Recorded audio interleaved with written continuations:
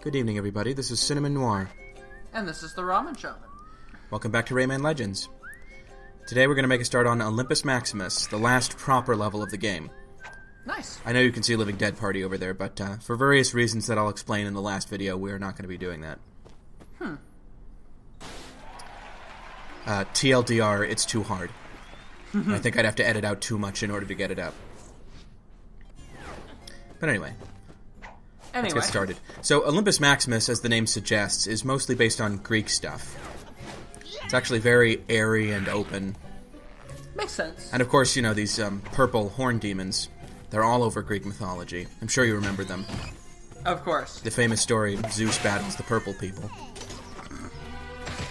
They look pretty silly, actually. They just wave their tiny little arms around. And their walk is kind of a waddle. It's bizarre. You may notice in the background we are finally seeing those constellations that are in the sky when we punch the magicians into the sky. Uh-huh. Now they're finally appearing to the daytime. So this is what Murphy does in this world. He moves these shields around. Honestly, one of the less impressive Murphy powers, I've got to say. Yeah. Luckily, the rest of the level makes up for it.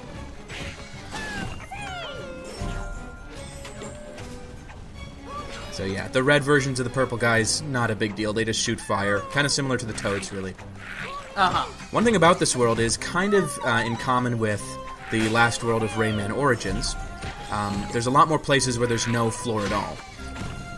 You've just got to be careful how you go along. The floor More is quick thinking, quite literally lava. Kind of. I mean, fire and lava are not literally the same thing, but I know what you mean. But there is lava below you, right? Not yet. I'm not going to say not ever. There will be eventually. What is that, then? I don't know. I think it's just like, you see those things in the background? Those little pots? Those are what's shooting out the fire. Huh. I'm pretty sure. At least, I think that's why they show you them in the background, just so you assume they're in the foreground. I also love the little Discobolus glow boxes you can see, those statues. Uh-huh. So silly. Anyway, here's a very curious bonus room. It's a little puzzle box. You have to have Murphy rotate around for you. We saw a few of these in the first world, actually, but these are much more complicated. They involve a lot of these little blocks that will only move by gravity. Mm-hmm. So you see right there, you got to rotate in the right direction to make sure that they'll move in the way you want them to. And some very sedate music. It's just kind of like a drum beat. It's like Bolero by Ravel. Thankfully, this doesn't go on for 18 minutes. Yeah, I'm not a big fan of that song. Anywho. Now, I do really like the bright colors in this world. They're very, how to put it, very characteristically Greek. You know, bright blue, bright white, little bit of green. Yeah. But not much. Honestly, blue and white just by themselves are very Greek. I'm sure you've seen their flag. Mm-hmm. That's true, yeah. Here's something with Murphy you gotta be a little careful with. So here, he's not exactly blocking the balls so much as causing them to bounce off in a different pattern. So you still gotta avoid them. Yeah, you know, this is the first level of the world. A lot of them are kind of simple. Not much to say about them. And the reason is that they are there to introduce the Murphy powers. I'm sure you've noticed that the second level is always a little more interesting, because it can actually use the Murphy power assuming that you've mastered it. That's kind of a general problem with games, really. I mean, it's a good thing that they teach you. It's just a shame that teaching you requires them to be a little bit simplistic for a while. Anyway, the wizard gives us the shooting power again. Make things slightly more complicated. Slightly. Yeah, that one, it's very easy to knock yourself into the wrong position. Here we got a little partially hidden coin. Gotta go down to get that. And I'm sure you can see here that on top there's a bonus level. There's way too much open space in there for it not to have been a secret of some kind. Yeah. So, I start this one off right.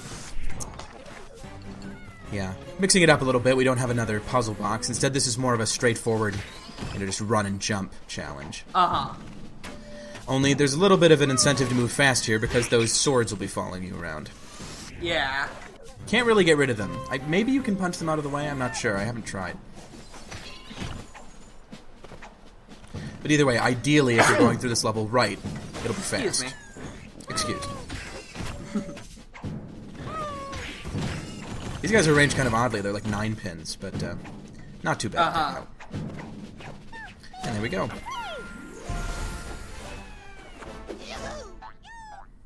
I just noticed that only the pig constellation is visible, but there were a lot of constellations when we saw the magicians getting beaten up.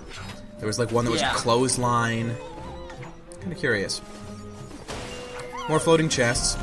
Those guys can get away from you if you're not careful, so try to get them as soon as possible. And don't do that. Yeah, these guys are kind of funny. One thing I've noticed about Rayman Origins and Legends is that one thing they like to do is that you won't just hit the enemies and then get hurt. They'll have the enemies actually do something to you to show why you're getting hurt. So these guys will kick you. You may notice their little feet coming out to kick you whenever you bump into them. That is good visual design. Yeah, I like it. Anyway, suddenly the music gets way more intense. A little inappropriately, I think, because this isn't actually much more challenging. This is just so frickin' dramatic. This is like what a boss fight in Donkey Kong 64 would be like. This is actually what, some of those earlier rhythm... The kind of music you'd expect in those earlier rhythm sections? Maybe. I don't know. Are you talking about the ones with the pop songs? Yeah, but it... Maybe. Orchestral Chaos was a little like this. The one from the second world. True. Anyway, gotta move very quickly here. Make sure you're keeping up with Murphy. Ah, and here we go to the most interesting part of this level. So do you remember the angry sun from Super Mario Bros. 3? Uh-huh. Well, here we have the angry sun god. Zeus just comes right down from heaven, or Mount Olympus rather, to shock you to death. Apparently he's pissed off. Or maybe he just enjoys this, like he's laughing, you know, kind of nastily. It would be in character with Greek gods. Zeus specifically. But yeah, you gotta go very slowly along with the shield that Murphy's carrying to avoid that lightning. You never see anything except the finger. But I presume it's Zeus. Who else could it be, really?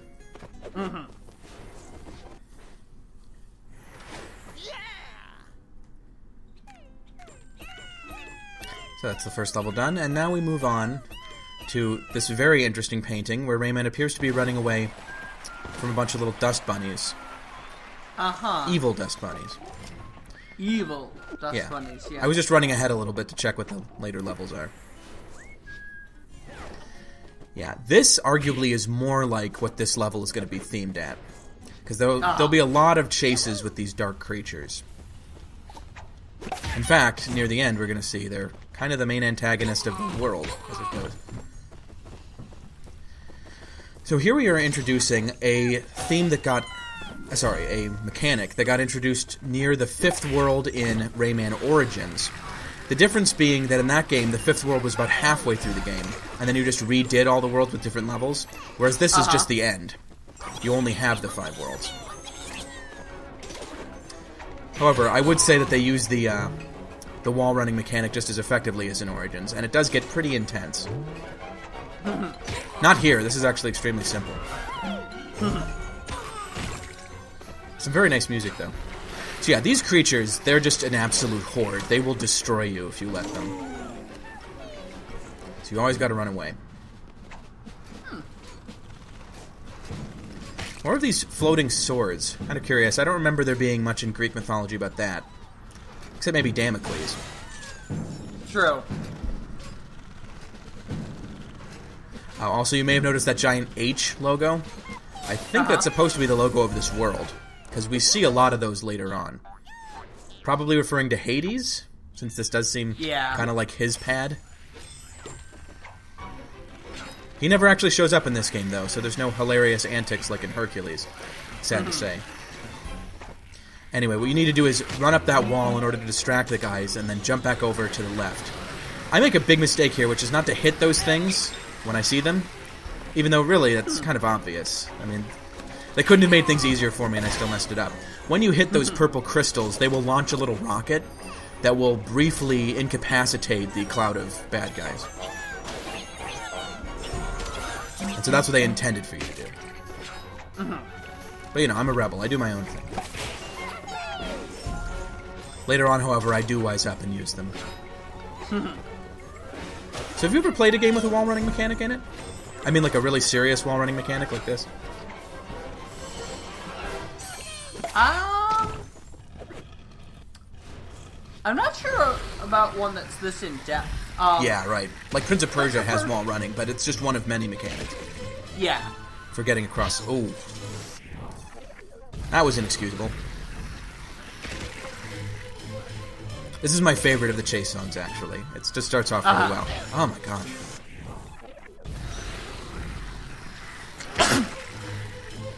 So, obviously...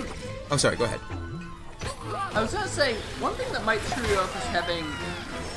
I mean, the thorny and non-thorny vines are fairly visually distinct. Mm-hmm. But I can see how you might make a mistake in the heat of definitely. the moment.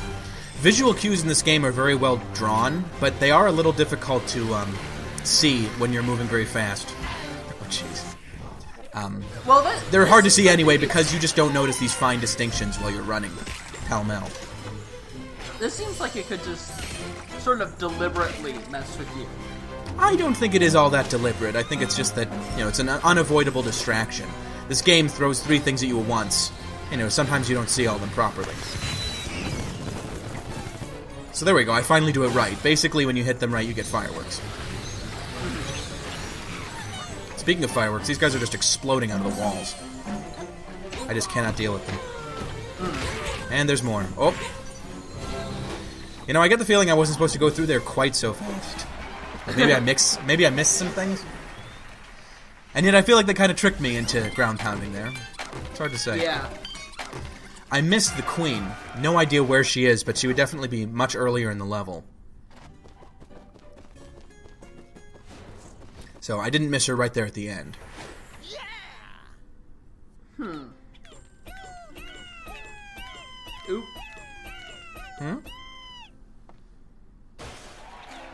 So, now we move on to the first rescue of this world. Thankfully, they do not reuse the dojo concept. That was just for one world.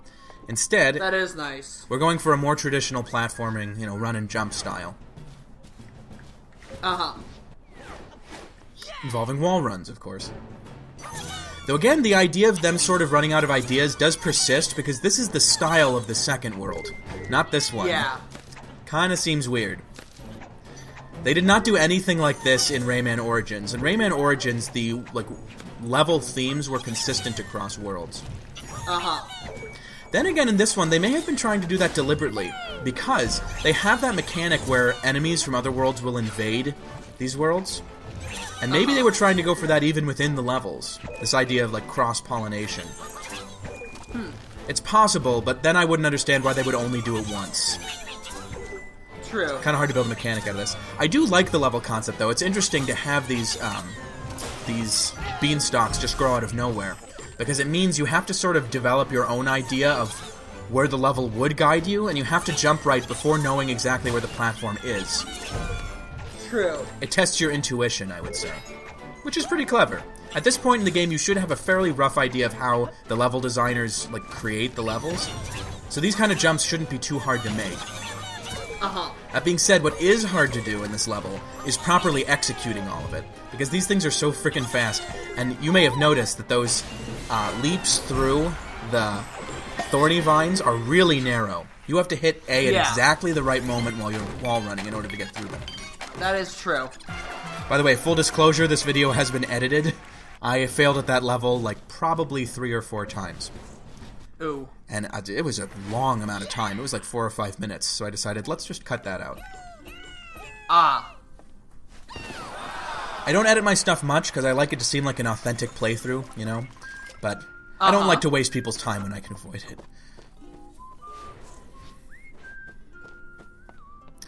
So, very interesting level, this one. The Amazing Maze. I don't normally like maze levels, but this one is a little bit clever. So, once I stop dithering, let's just jump right in. Yeah. So yeah, near the end of a lot of games you will have a maze level. It's sort of a cliche concept for, finishing stuff off, the most threatening kind of level you can devise, because it tests your patience and your intelligence. Yeah. But a lot of players... Yeah. Sorry, I was going to say how well you can find your way. Uh-huh. Yeah, orienteering. Important in Boy Scouts and in video games. But, no, a lot of people hate maze levels. So, like, I was watching some people play Super Smash Bros. Brawl the other day. That ends with a giant maze. That's, like, much bigger than any of the other levels. And they were just weird. so steamed over it.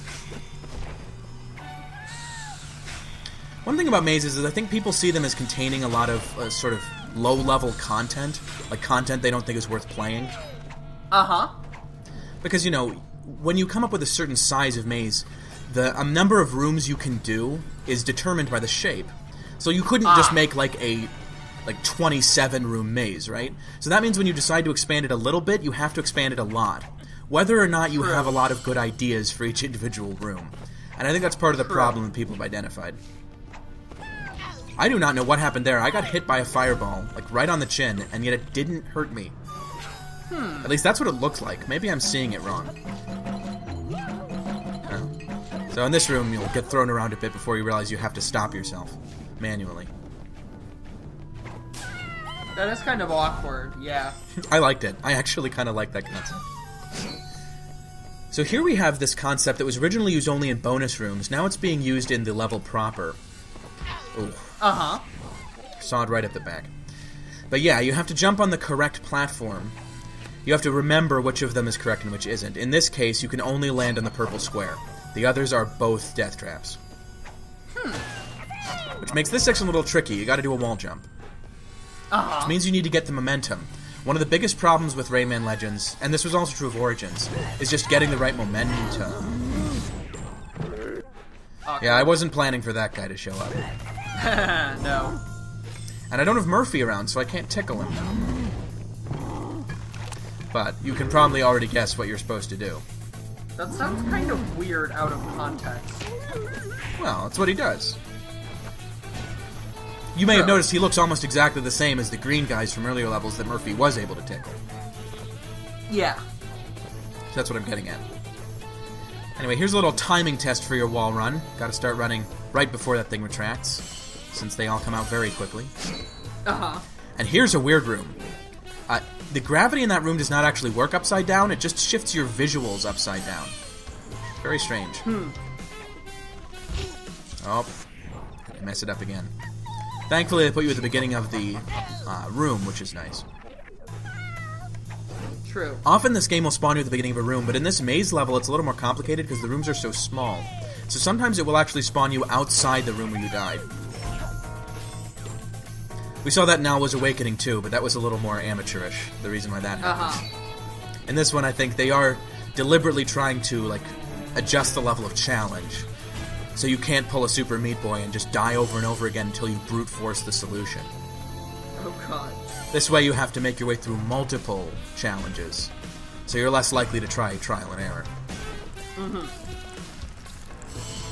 There's more of these little bug guys, or maybe they're supposed to be dragons, not sure. There are a lot of dragons in this particular world.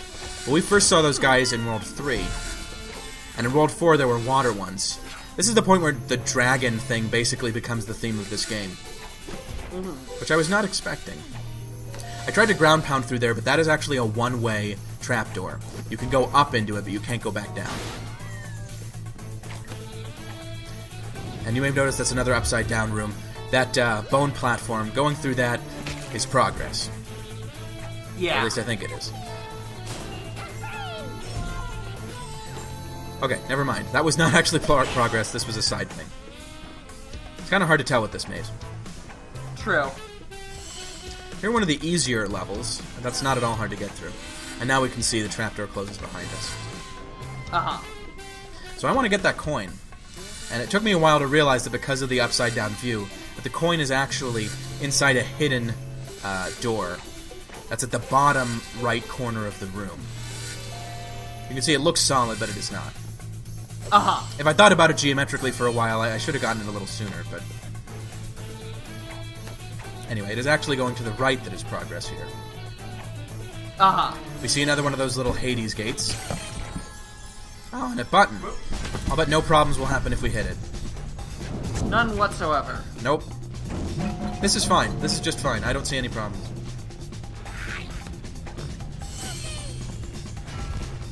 Yep. Yeah, this is just a nice jaunt. I love how some of these demons are cleaning the walls with feather dusters. I also like how there are chests there that you can open, even though there's nothing in them. It's sort of punishing players for being too used to just mechanically hitting those things. Because if you hit those, you'll just be wasting time. There aren't any teensies in them. And another incomplete level. I don't manage to get the king in this one.